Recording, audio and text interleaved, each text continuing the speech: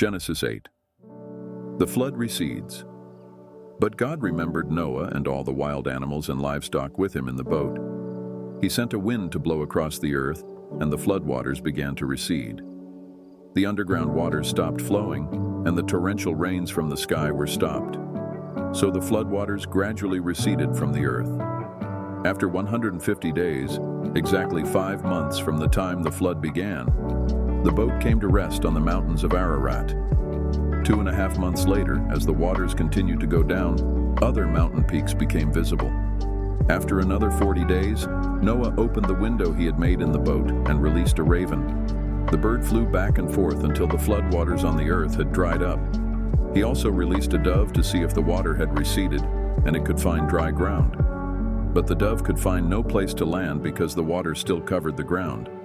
So it returned to the boat, and Noah held out his hand and drew the dove back inside. After waiting another 7 days, Noah released the dove again. This time the dove returned to him in the evening with a fresh olive leaf in its beak. Then Noah knew that the floodwaters were almost gone. He waited another 7 days and then released the dove again. This time it did not come back. Noah was now 601 years old. On the first day of the new year, 10.5 months after the flood began, the floodwaters had almost dried up from the earth. Noah lifted back the covering of the boat and saw that the surface of the ground was drying. 2 more months went by, and at last the earth was dry. Then God said to Noah, "Leave the boat, all of you, you and your wife, and your sons and their wives.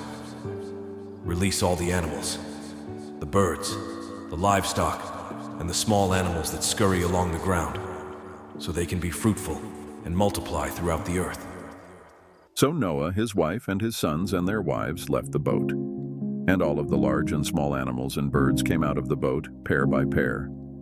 Then Noah built an altar to the Lord, and there he sacrificed as burnt offerings the animals and birds that had been approved for that purpose. And the Lord was pleased with the aroma of the sacrifice and said to himself, "I will never again curse the ground because of the human race, even though everything they think or imagine is bent toward evil from childhood. I will never again destroy all living things.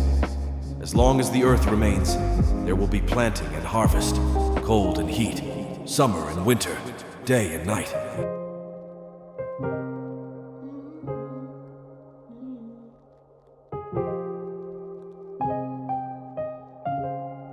Thank you for embarking on this sacred journey through Genesis 8 with us.